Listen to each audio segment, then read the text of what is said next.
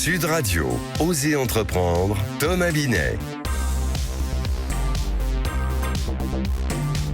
Bonjour Thomas. Bonjour Jean-Marie. Osez entreprendre, comment se lancer dans l'aventure de l'entreprise? On en parle aujourd'hui avec vous et votre invité. Absolument, mais on va commencer d'abord avec les indiscrets du magazine Entreprendre. On va découvrir les nouvelles de la semaine du monde de l'entreprise. Notre grand témoin, Baptiste Laurent, cofondateur et président de Vertuo, société ayant pour vocation de végétaliser les villes afin de réduire le réchauffement climatique. Et on va parler forcément start-up, mais on continuera à en parler avec les essentiels de l'entrepreneuriat. On va parler justement de certaines difficultés des start-up. Oui, c'est pas toujours facile de se lancer, mais avant ça, les indiscrets en partenariat avec le magazine Entreprendre. Vous allez nous faire entrer, Thomas, dans les coulisses des entreprises. Et on commence par parler de John Elkann, c'est l'héritier d'Agnelli qui a racheté 15% de Philips cet été. Absolument, l'héritier vedette du clan Agnelli, propriétaire historique de Fiat et premier actionnaire privé du géant automobile Stellantis, continue sa diversification dans le médical en achetant à hauteur de 15% dans le capital de l'ancien géant néerlandais de l'électroménager Philips qui s'est recentré depuis sur le médical. Le conglomérat italien affiche de nouvelles ambitions. Souvenons-nous quand même que Fiat n'était pas en très bonne santé il y a quelques années, comme quoi il ne faut pas enterrer trop vite certaines sociétés. Non, et surtout des sociétés légendaires comme Fiat. Allez, vous allez nous raconter aussi l'histoire d'un homme désargenté qui est devenu propriétaire de la chaîne de magasins de chaussures Finsbury. Absolument, il s'appelle Arnaud Bruyon, retenez ce nom, fils d'ouvrier d'une banlieue délaissée sans diplôme. Il se met à travailler à 17 ans et enchaîne les jobs pour se nourrir et survivre. Il se fait recruter comme l'employé de vente dans une petite chaîne de magasins de chaussures Finsbury à Paris.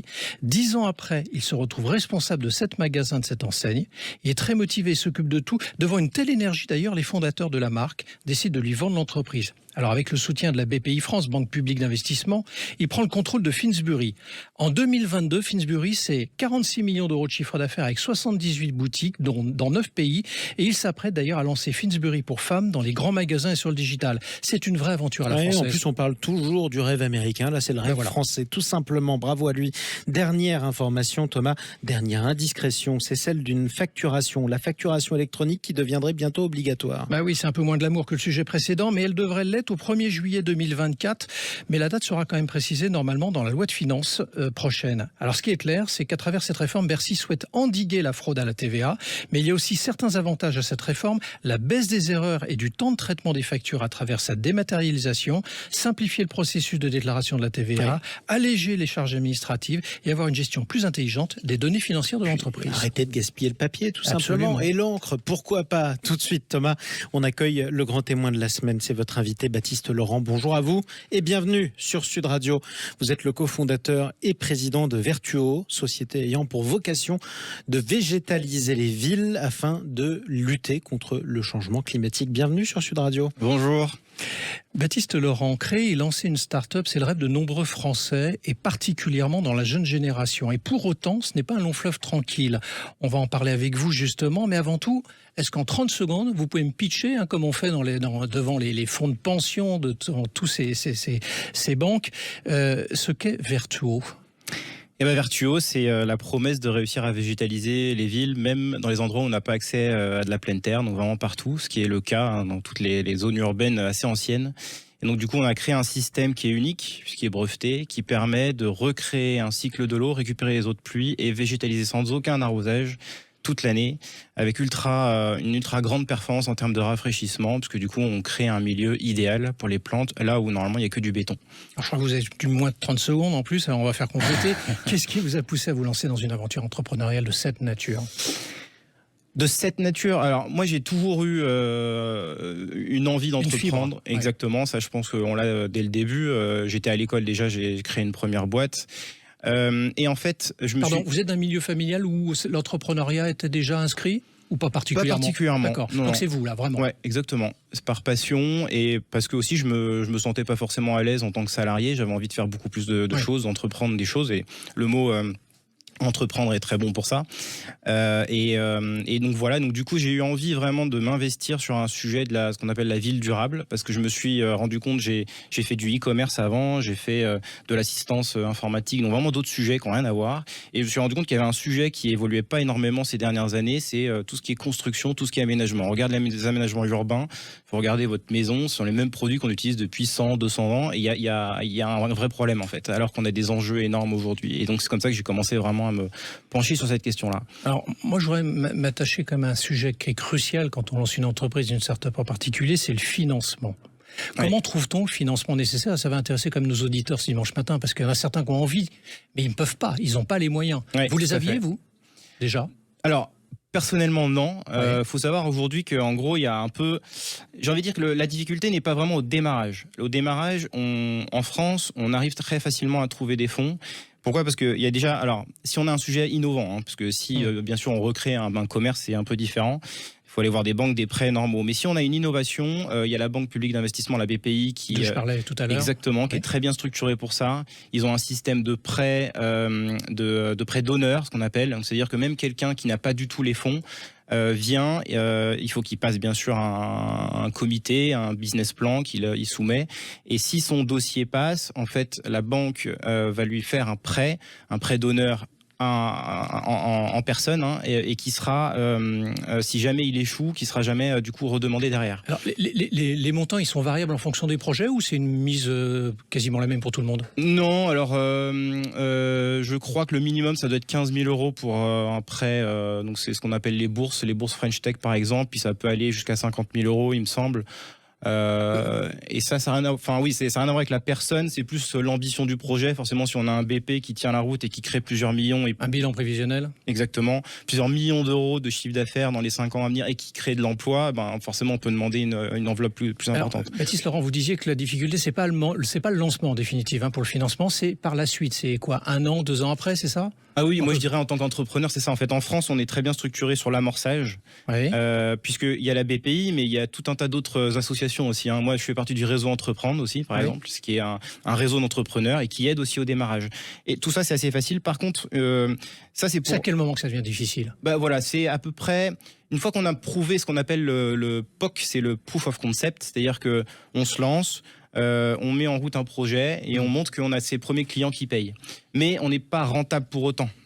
Pour être rentable, il faut atteindre 100, 150, 200 clients. Donc c'est pas une question de temps, c'est plus une question de volume d'affaires, en définitive. Oui, exactement. C'est le palier entre mon idée, elle marche, je l'ai montrée, mais il faut que je tienne pendant 2-3 ans pour être complètement rentable.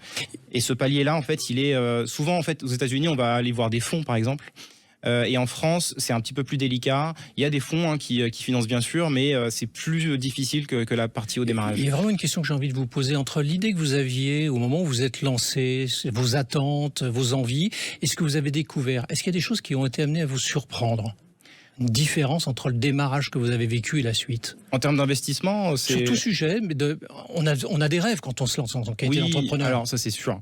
C'est ça, c'est cette bascule. Est-ce qu'il y a une bascule? Non, en fait, je pense qu'il faut... je pense qu'on revient à l'une des qualités de l'entrepreneur, c'est sa résilience, entre guillemets, parce qu'en fait, au début, vous avez une idée, faut jamais penser que cette idée va s'accomplir exactement de la même manière. Vous tenez le même discours que Laurent Tapie la dernière fois dans notre émission qui parlait de résilience de la même manière que vous, en fait. Oui. On se rejoint. Vous pourrez réécouter le podcast sur sudradio.fr. Ok. Et du coup, en fait, c'est exactement le même sujet. C'est-à-dire que l'idée, ce qui compte, c'est que, moi, j'ai toujours fonctionné comme ça. J'ai un fil rouge, j'ai un objectif. Ça, c'est important. Parce que c'est l'objectif qu'on donne à tout le monde, aux investisseurs, aux clients. Par contre, après, le chemin est tortueux. Donc, c'est un peu comme si on allait en montagne et qu'il n'y a pas de chemin de randonnée. Vous allez créer votre chemin. Si à un moment, vous allez tomber sur des arbres en travers de la route, vous allez le contourner. C'est exactement la même chose. Une ultime question pour vous, Baptiste Laurent. Un conseil à donner aux futurs start-upers, puisqu'on les appelle comme ça, qui nous écoutent. Un conseil, peut-être une difficulté que vous avez rencontrée, ou quelque chose de positif, je ne sais pas, quelque chose que vous avez envie de partager à l'instant, en quelques secondes. Je pense qu'en fait, il faut croire en soi, il faut vraiment écouter ses tripes, et je pense qu'on le sent à l'intérieur de soi-même si on est vraiment un entrepreneur ou pas. Et après, ce que j'ai envie de dire, c'est que du coup, si on sent qu'on a envie de vraiment créer des choses qui peuvent être difficiles, à un moment, il ne faut pas trop écouter tout autour de nous. On a tendance souvent à dire il faut écouter, etc., bien se poser, réfléchir. C'est souvent déterminé. Exactement. Et après, faut y aller, quoi. Faut foncer. Et comme je disais tout à l'heure, si on a un objectif, on a une étoile à viser. Après, on va passer tous les obstacles. Merci. Donc merci voilà. Et passez-les en tout cas, on vous souhaite bonne chance dans votre parcours. Merci à vous Baptiste Laurent. Je rappelle que vous êtes le cofondateur et président de Vertuo. Bruno, le spécialiste des fournitures et de l'équipement pour les professionnels, présente Sud Radio, Osez entreprendre, Thomas Binet. Et vous allez donc, Thomas, nous parler des startups, toujours, et de la French Tech. Oui, Jean-Marie, depuis un an, les difficultés s'amoncellent quand même dans le ciel des startups. On avait beau en parler un instant avec Baptiste Laurent. Le problème de financement s'est fait ressentir à tous les étages. Et pour autant, la France a bénéficié d'un record de levée de fonds en 2022. Ah oui, effectivement. Alors, vous voulez nous parler des résultats du baromètre annuel du France Digital et de EY. Oui, AI, Ernst Young.